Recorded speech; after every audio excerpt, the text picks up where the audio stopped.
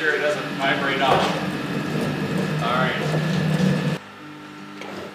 Now today I'm going to show my grandson Luke how to properly glue a cutting board.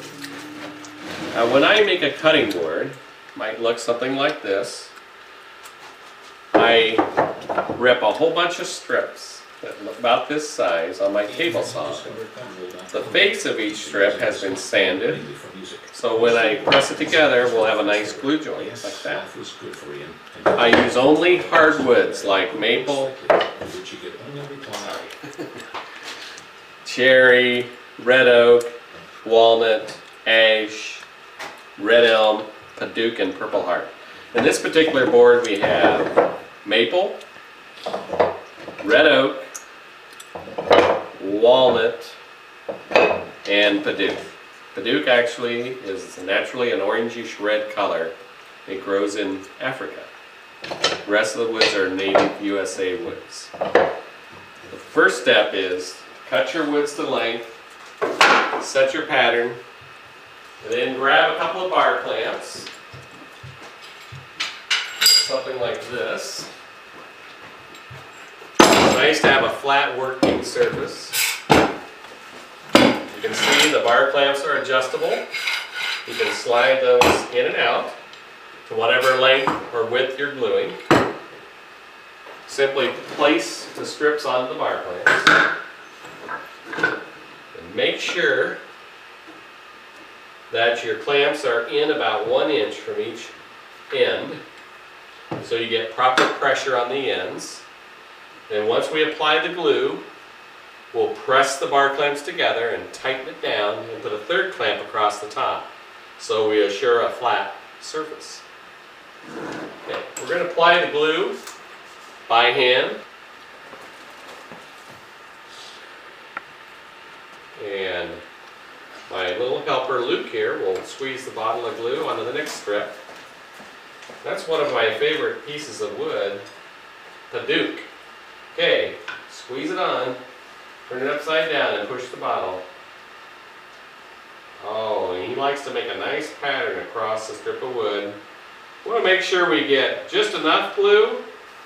It's better to get too much glue than not enough. You know what will happen if you don't get enough glue? What will happen, Luke?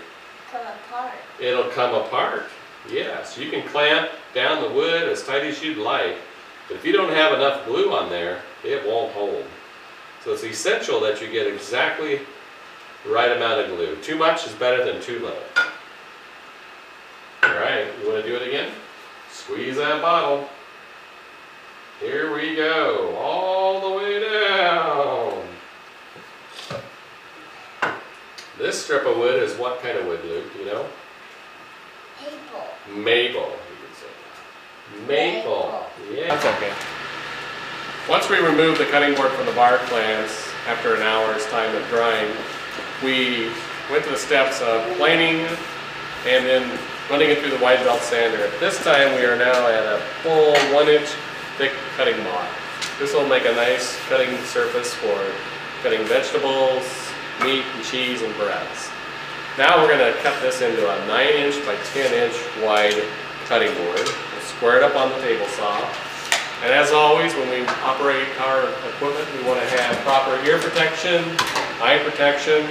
I like to wear gloves when pushing the wood through the table saw. I've got a fine tooth blade on the saw so the cuts will be nice and clean.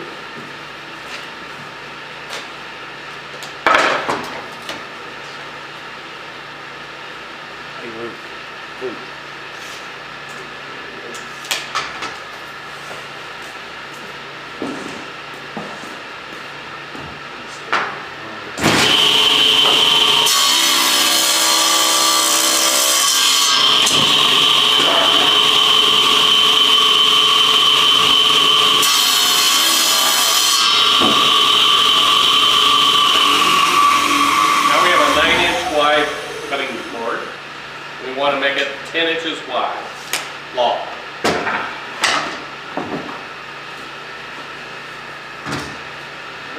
We're going to trim off one side, square it up, and then run it against the fence.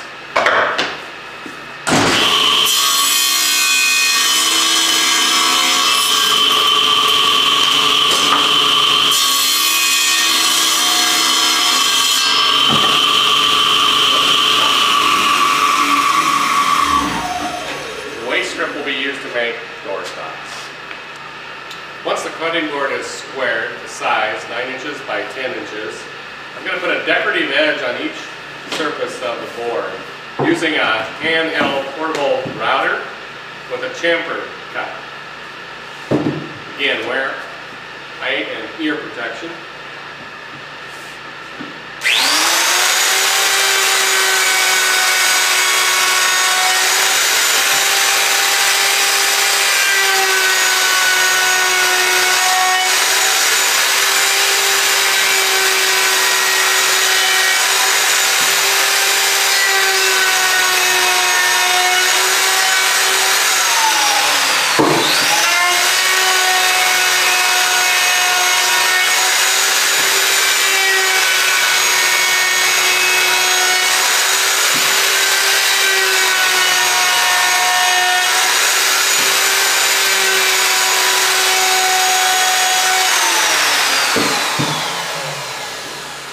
Now the next step will be to go to the edge sander and sand the edges nice and smooth before we finish sanding by hand the surface.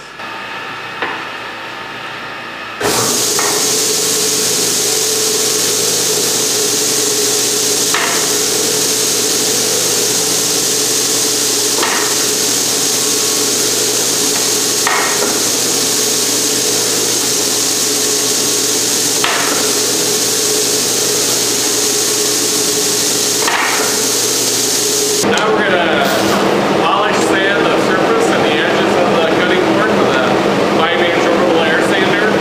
And my helper Luke here will keep it clean and dusted off with the air. And do both sides and every edge. Knock all the sharp corners off before we apply the mineral oil finish. As always, we wear ear protection and eye protection.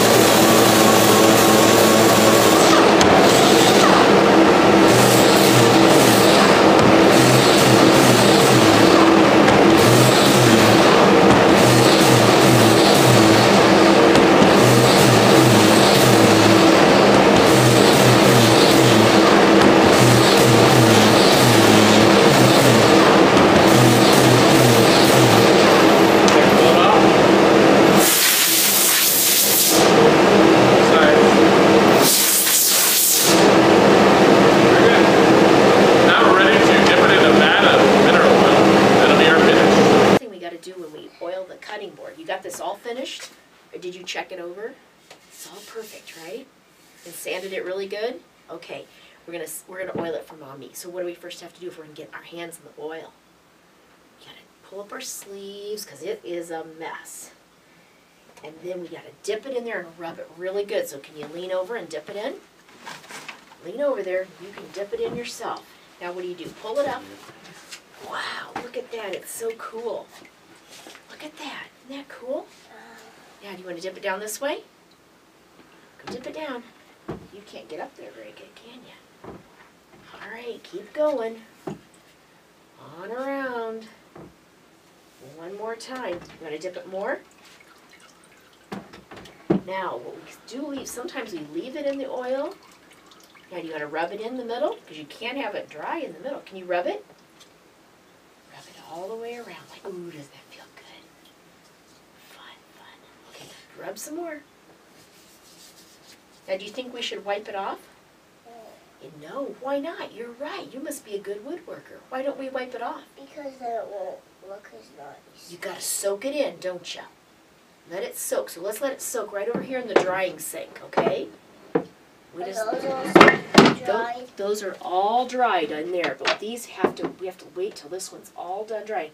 And then what's next? We're- Wash your hands. Wash your hands, and tomorrow we come out here and this is all finished.